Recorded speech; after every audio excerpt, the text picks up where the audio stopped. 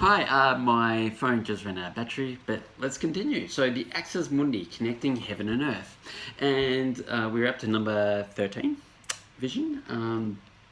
Yeah, so it's like I'm tag teaming with spirit. Like I'll get like these words that come to mind, and then I just kind of Google it, and often, well, actually 10 out of 10 times it's exactly the right word, or it leads to exactly what needs to be expressed. Letting the subject matter or the vision itself almost give me the right words, set me in the right direction. Next image, sentient lava pouring down the craggy cliff.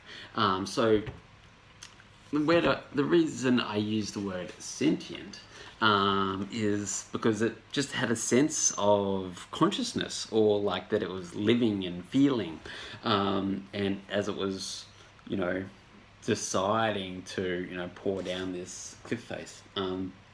Now, a spirit cocoons her like in a sleeping bag in the sentient lava, like Gaia's blood. Now, I get this sense, from my readings that lava is like the liquid life force of the earth, and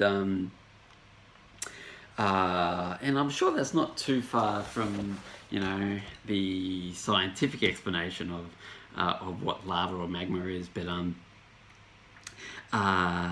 and the spirit, this spirit who was doing this to Laura's soul, I'm not sure. Like I just had that sense that it was a spirit who dwelt there and was a part of this transformational process. Like whenever I see a cocoon or chrysalis, there is about to be some sort of transformation occurring. Now, next image. So she rises and her cloak is embroidered with these runes, which, there is Irish runes, so it turns out Ogam. Like also, light language. These were all sort of terms for what was embroidered on the edge of this cloak. And it was these runes were like almost written in smouldering embers, and from before the two parts of this cloak kind of came together, a small fairy flew out of the process, finishing her new avatar garment. Now, I'll show you the drawing, or the sketch, and so her avatar has undergone some transformational process, facilitated by the fairies or the Fae, the ALC. And then in the next image, she sits upright with large branch like bright red energy reaching into the cosmos. And why this red? Like again, guys, blood or liquid consciousness, this intense red reaching out into the universe, came to mind. Now, and then the next image, a priest in a brown robe with a yellow head of light wearing rosary beads. I had this sense of being in South America, and I was somehow, perhaps Hispanic, and again, Catholicism,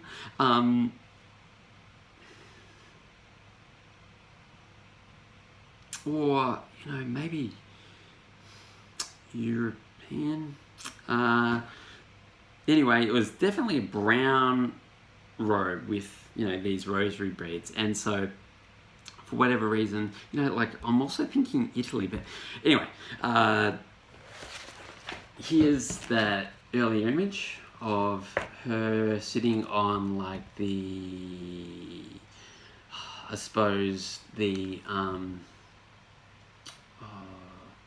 suppose it's like the veil between worlds. So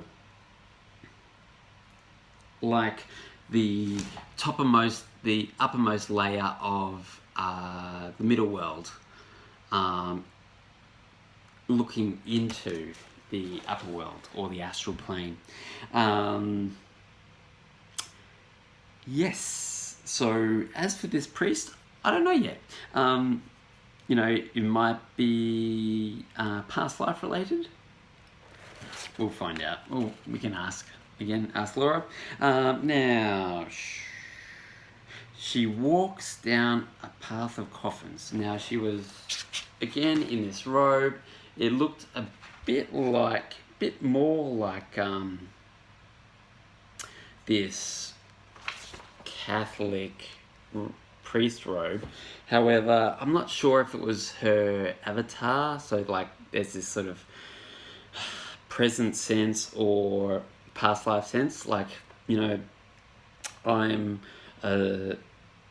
more and more, I'm a strong believer in simultaneous lives, or like the idea that, you know, past life, our present life, and future lives are all kind of happening at the same time, and they interact with each other.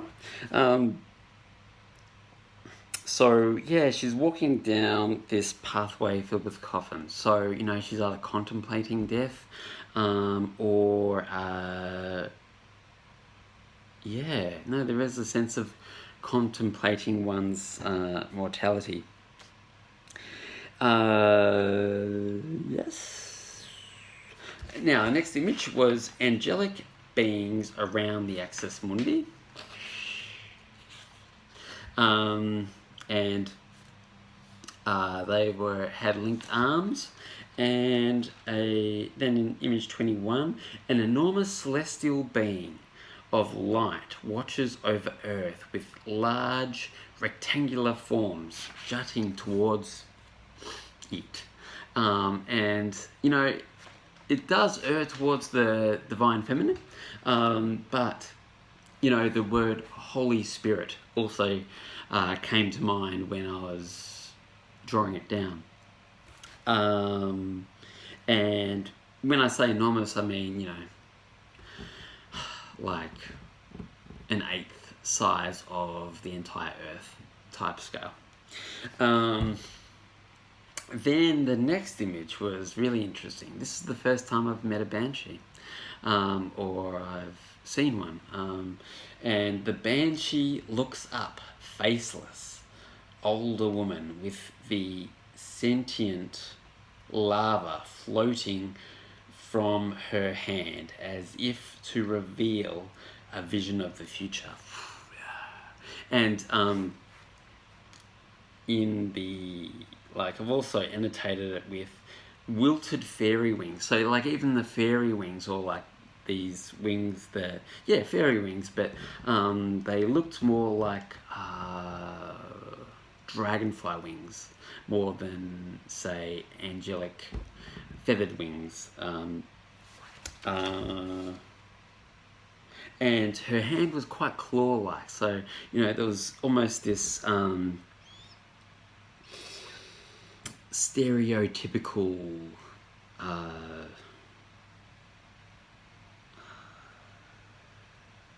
depiction, caricature of what a witch is meant to be like. But, you know, I didn't get any sense of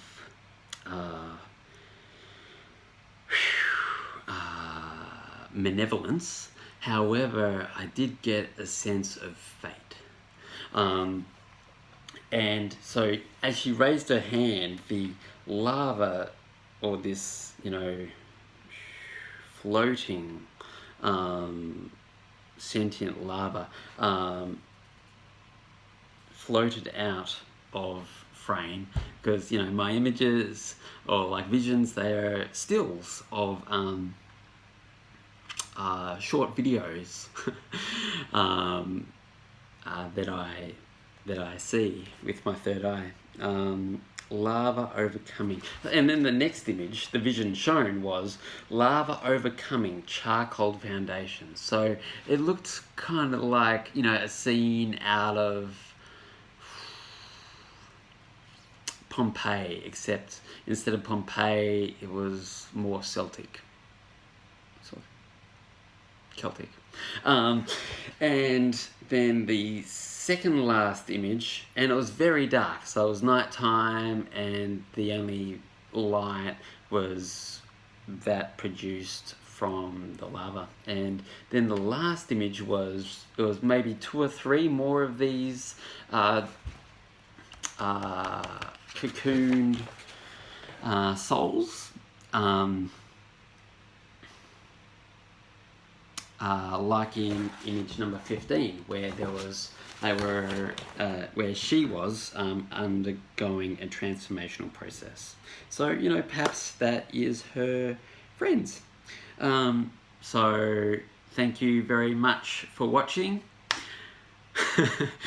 And you know, who does get to see this video? At least Laura, and thanks so much for watching. Alright, cheers everybody, bye.